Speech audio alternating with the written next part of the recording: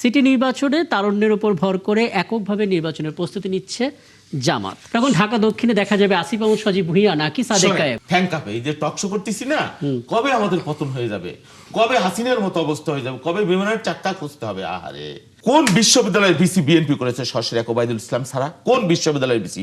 কোন আচ্ছা নিয়মের মধ্যে আপনি কি বিএনপির ক্যাডারে ভিসি বানাই দিছে? হ্যাঁ, আমার লালমনিরহাট ঠাকুরগাঁ নীলফামারীর কোন ক্যাডারকে ভাইস চ্যান্সেলর বানিয়ে দিয়েছে। যে রেজাল্ট, যে ফলাফল, সেটা নিয়ে কোনো বক্তব্য ছিল না, তুলছে তো বক্তব্য। এখন জামাতের এনসিপির কেন আমি ভিসি বানাইলাম না রে ভাই? মানুষ ভোট দিছে আমার দেশ চালানোর লেগে, সরকার করার, আমি এখন জামাতের ভিসি বানাই দেবো। জামাতের ভিসি রাখতে হবে, জামাতের এসপি রাখতে হবে। 47 জন এসপি ছিল জামাতের, এনসিপির কয়জন ছিল জানি না। এনসিপি আর জামাতকে আমরা আলাদা করে দেখি না, বা আরো কয়েকটা আছে এরকম দোকান টোকান।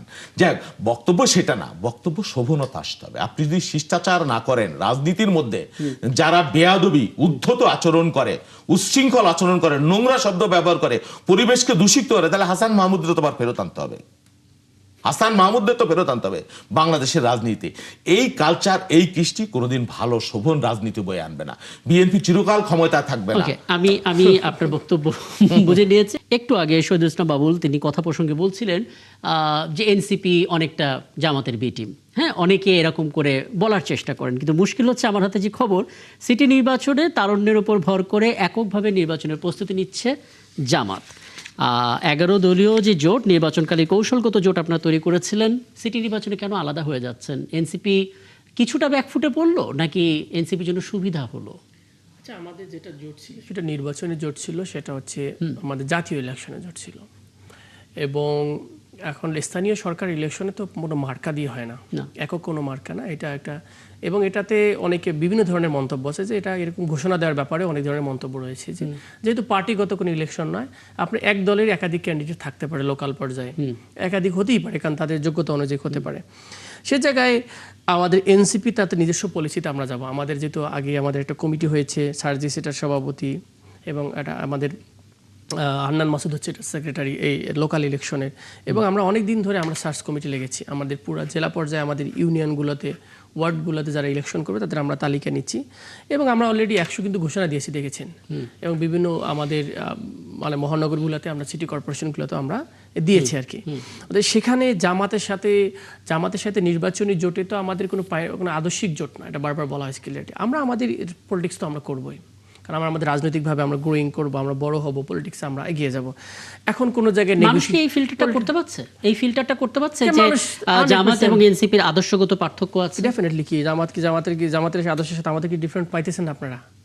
আপনার কাছে কেন মনে হলো যে এটা একটা ট্যাগিং করার চেষ্টা করা হচ্ছে এনসিপিকে, যেন জামাত? দেখেন, বিএনপি যখন প্রায় 25-30 বছর তো জামাতের সাথে ছিল, তখন কি বলছে না বিএনপি তো জামাতের আদর্শ হয়ে গেছিল, এটা তো আমরা শুনেছি। এই আমি বলি ভাই, বিএনপি জামাত তো একটা টোনই হয়েছিল, এবং জামাত বিএনপি তো উগ্র ডান হয়ে গেছে, মৌলবাদী দল তো বলছে। এই আওয়ামী লীগের টকশোকাররা আমরা এখানে দেখেছি যে মৌলবাদী, জঙ্গি এরকমও বলেছে, ফান্ডামেন্টালি জিহাদি বলেছে।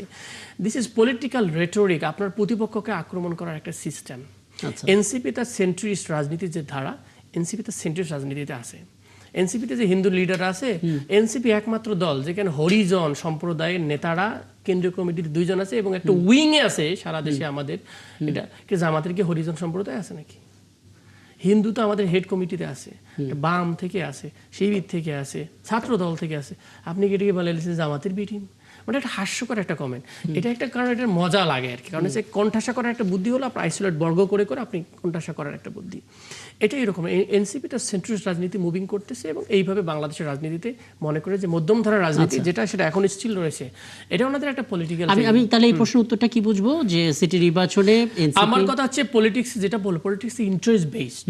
আপনি যখন আপনার পার্টি সুবিধা পাবে, তখন আপনি কিন্তু বার্গেন করে আপনি কি নেবেন, সুবিধাটা নেবেন। একসময় জামাত বিএনপির সাথে বার্গেন করে কিন্তু সুবিধাটি নিয়েছিল বিভিন্ন ইলেকশনে। দেখেন আপনি 14 বা 15 সালের ইলেকশনে সবগুলো উপজেলাতে ভাইস চেয়ারম্যান কিন্তু জামাত নিয়েছিল, চেয়ারম্যানগুলো বিএনপিকে দিয়েছিল। এগুলো দেখবেন প্রচুর পরিমাণ জামাত কিন্তু ওই সময় প্রচুর পরিমাণ ভাইস চেয়ারম্যান দিয়ে তারা কিন্তু রাজনীতিতে আফলিফট করেছে। এটা পলিটিক্সে হচ্ছে আপনি কিভাবে আপনার মেকানিজম, স্ট্র্যাটেজি, দ্যাটস ইওর পার্টির মিশন। বুঝতে পারছি। সেই জায়গা থেকে এনসিপি হচ্ছে আমরা সবসময় আমাদের পার্টির স্থান থেকে যেটা আমাদের জন্য বেনিফিট, আমরা সেটা করব। একদম স্পষ্ট। আমি নিশ্চয়ই আবারও ফিরবো এই ইস্যুতে যদি সুযোগ থাকে। এবং মারুফ মল্লিক, আপনি তো আছেনই, আপনার কাছে আসার আগে আমি আরও একবার শহীদুল ইসলাম বাবুল আপনার একটা মতামত নিতে চাই। মানে এনসিপি এবং জামাত ইসলামী যখন জোট আছে জাতীয় নির্বাচনের ক্ষেত্রে, আমরা তখন একটা ছবি দেখতে পেরেছি, মানুষ তাদেরকে বেছে নিয়েছে তাদের জায়গা থেকে, যে কারণে এনসিপি 6 জন প্রতিনিধি আমরা পার্লামেন্টেও দেখেছি। কিন্তু যখন এককভাবে নির্বাচন দেওয়া হচ্ছে, তখন ঢাকা দক্ষিণে দেখা যাবে আসিফ মাহমুদ সজীব ভুঁইয়া নাকি সাদেক কায়েম। এনসিপি বাংলাদেশের রাজনীতিতে কোনো কাউন্টেবল পলিটিক্যাল পার্টি এখনো হয় না। এনসিপি যদি এককভাবে নির্বাচন করতো, তারা একটা সিট পাওয়ার মতো বাস্তবতা বাংলাদেশে ছিল না। এটা তো সত্য কথা, সত্য কথা। বরং অন্য রাজনৈতিক দলের ছিল ভিন্নভাবে রিজাল্ট। অনেকে তো উল্টোটা বলে, অনেকে উল্টোটা বলে, হাইপ তোলা হয়। কি উল্টোটা বলে? বলে জামাতের সাথে না গেলে এনসিপি বেশি ভোট পেত, জামাতের সাথে যাওয়ার কারণে। বলতে পারে, এটা আপনি কি বিশ্বাস করেন? আপনি কি বিশ্বাস করেন? এটা বিশ্বাস করার কোনো কারণ আছে? ওই যে দেখেন নরসিংদীতে একটা সিটে, ওখানে খালি জামাতের একটা প্রার্থী ছিল দাড়িপাল্লার, সারোয়ার তুষার, থার্ড হয়ে গেছে না ফোর্থ হয়ে গেছে। বিষয়টা বুঝছেন? এগুলো বোঝা যায় বাংলাদেশের রাজনীতি, ভোটের বাস্তবতায় বাংলাদেশের রাজনীতিতে জামাত আগাইছে, এটা তো সত্য কথা, অস্বীকার করার তো উপায় নাই। কিন্তু এনসিপির তো কোনো ভোট ব্যাংক নাই, এটাও তো সত্য কথা। যদি থাকে তারা সেটা প্রমাণ করুক, আগামী নির্বাচনে স্বতন্ত্র একটা নির্বাচন করে প্রমাণ করুক যে তাদের কত পার্সেন্ট ভোট ব্যাংক আছে, তাহলে মানুষ নিশ্চয়ই বিশ্বাস করবে, কোনো অসুবিধা নাই। আর বিএনপিকে কেউ ক্ষমতায় আইনে দেয় নাই। বিএনপি বারবার ক্ষমতায় যাওয়া দল। বিএনপি মানে এককভাবে নির্বাচনে করে বহুবার ক্ষমতায় গিয়েছে। সুতরাং বিএনপিকে এটা নিয়ে ট্যাগিং দেওয়া এটা কোনো ব্যাপার না। আপনাদের ট্যাগিং খাইতে হবে, কারণ এই জামাতের কারণে বিএনপি বহু বছর রাজাকারের দল হিসেবে প্রমাণিত হয়েছিল। মুক্তিযোদ্ধা এই দলের প্রতিষ্ঠাতা হলো শহীদ জিয়া, যিনি সেক্টর কমান্ডার, মুক্তিযুদ্ধের ঘোষক, সেই দলকেও যদি মানে রাজাকারের ট্যাগিং খাওয়া লাগে বা মুক্তিযুদ্ধ ভূমিকা, তাহলে আপনি একটু ট্যাগিং খাইলে এত উত্তেজিত হবেন না। একটু ট্যাগিং দেন, জামাতের সাথে আসেন, একই পাশাপাশি বসেন, দহরম মহরম করতেছেন, হুইপের ভাগ নিছেন, বিরোধী দলীয় চিফ হুইপ হয়েছেন, হ্যাঁ জামাত থেকে তো কিছু বদান্যতা পেয়েছেন, ওইটাও কৃতজ্ঞতাটা স্বীকার করেন, কোনো অসুবিধা কি স্বীকার করলে? যদি এতটুকু দেয় সেটুকু স্বীকার করা অবশ্যই করণীয়। এখন আপনি যেটা বলছেন, শুনে আগামী দিনের রাজনীতি বাংলাদেশে সহনশীলতা, সৃজনশীলতা, সৌজন্যতা, এই রাজনীতি খুবই কামনা করি। সরকারের ত্রুটি থাকলে আপনি অবশ্যই সমালোচনা করবেন, সেই সমালোচনার মধ্যেও একটা সৌন্দর্য থাকতে হবে। হাসিনা মার্কা সমালোচনা, ওই কি হাসান মাহমুদ মার্কা সমালোচনা বাংলাদেশের মানুষ আর গ্রহণ করে না, এবং সেই রাজনীতি বাংলাদেশে চলবে না। বিএনপির একজন লোক যে এই ধরনের অসুস্থ এই নোংরা রাজনীতি করেছে, বক্তব্য দিয়েছে, প্যাট্রোনাইজ প্রমাণ নাই। বরং আমাদের এনসিপিরা এগুলো প্রমোট করছে, জামাত ইসলাম এগুলো প্রমোট করছে, তুমুল ভাবে প্রমোট করছে। বিএনপির মেইন স্ট্রিমের কোন নেতা আমার জানা মতে শোকজ করা হয়েছে, বিএনপির পক্ষ থেকে শোকজ করা হয়েছে। কিন্তু এখন তারা যে আরে হুঙ্কার টুঙ্কার দিতেছে আর যে শব্দ, আমি তো ভয়ে ভয়ে রাতের বেলা দুঃস্বপ্ন দেখি। থ্যাংকাপে এই যে টকশো করতেছি না, কবে আমাদের পতন হয়ে যাবে, কবে হাসিনার মতো অবস্থা হয়ে যাবে, কবে বিমানের চাক্কা খুঁজতে হবে। আহারে কি সব কথাবার্তা বলে আড়াই মাসের একটা সরকারকে, এইগুলো অর্বাচীনতাটা কি বলবো আপনি বলেন? এগুলো কি বিরোধিতা? এগুলো কি সমালোচনা? এইগুলো কি রাজনীতির ভাষা? আমি এই অংশে আলাপটা শেষ করবো, রাজনৈতিক আলাপ শেষ করবো মারুফ মল্লিক আপনার মাধ্যমে। এখন একটা নতুন সিটি নির্বাচনের প্রস্তুতি নিচ্ছে সরকার, যদিও আমরা নির্বাচনটা কবে হবে সুনির্দিষ্ট তারিখ পাচ্ছি না, তবে ধারণা করা হচ্ছে বছরখানেকের মধ্যেই হয়তো ঘটে যাবে ঢাকা 2 সিটি নির্বাচনে। কিন্তু এখানে আসলে কেউ কাউকে ছাড় দেবে না বলা হচ্ছে। নির্বাচন, জাতীয় নির্বাচন এমন একটা প্রেক্ষাপটে হচ্ছিল, সবাই ভাবছিল যে তুল কালাম হয়ে যাবে, এখানে নানামুখী সংঘর্ষ হবে। কিন্তু আমরা দেখতে পেলাম ইতিহাসের একটা শ্রেষ্ঠ নির্বাচনগুলোর একটা হচ্ছে এই 2026 সালের নির্বাচন। সিটি নির্বাচন নিয়ে পর্যবেক্ষণ ছোট করে।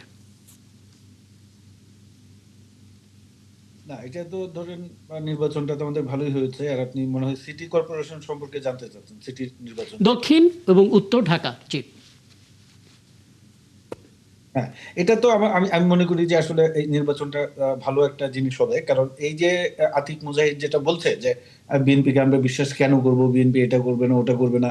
বিএনপি যদি ধরেন নির্বাচনের সময়টা এখনো নাই, আমরা ধরে নিলাম আর 6 মাস বা 1 বছর পরে নির্বাচন হবে, এই সময়টাতে কিন্তু বিএনপিকে জনগণ মূল্যায়ন করার সুযোগ পাবে। বিএনপি যদি ভালো কাজ না করে, জনগণের যদি মনে হয় যে বিএনপি ডিরেইলড হয়ে গেছে, তাহলে তারা সেটা ভোটের মাধ্যমে প্রতিফলিত করবে এবং বিএনপিও সতর্ক হওয়ার সুযোগ পাবে যে ঠিক আছে, আমরা প্রতিশ্রুতি দিয়েছিলাম, এইটুকু পূরণ করতে পেরেছি, এইটুকু পারি নাই, যে কারণে আমরা সিটি কর্পোরেশন আমাদের বিরুদ্ধে জনগণ রায় দিয়েছে।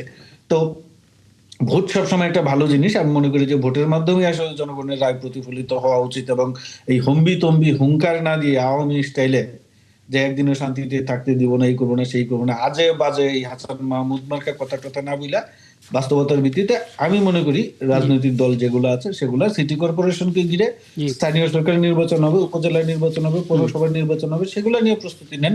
আপনারা ভোটের মাধ্যমে জবাব দিয়ে দেন সরকারকে। এই যে ব্রিটেনে স্থানীয় কাউন্সিল নির্বাচনে তো এই লেবার পার্টির হেরে গিয়েছে, তাদের শোচনীয় পরাজয় ঘটেছে। সেখানে টালমাটাল পরিস্থিতি, সম্ভবত প্রধানমন্ত্রীকে পদত্যাগ করতে হবে। আপনারা সেই রকম প্রস্তুতি নেন, আপনার ভোটের হ্যাঁ, মাঠে বলা কথা হচ্ছে বলেন। ক্যারিস্টার সরকারের রাজনৈতিক ক্যারিয়ারের সমালোচনা সবচেয়ে করেন। কঠিনতম সময় পার করছেন আর কি।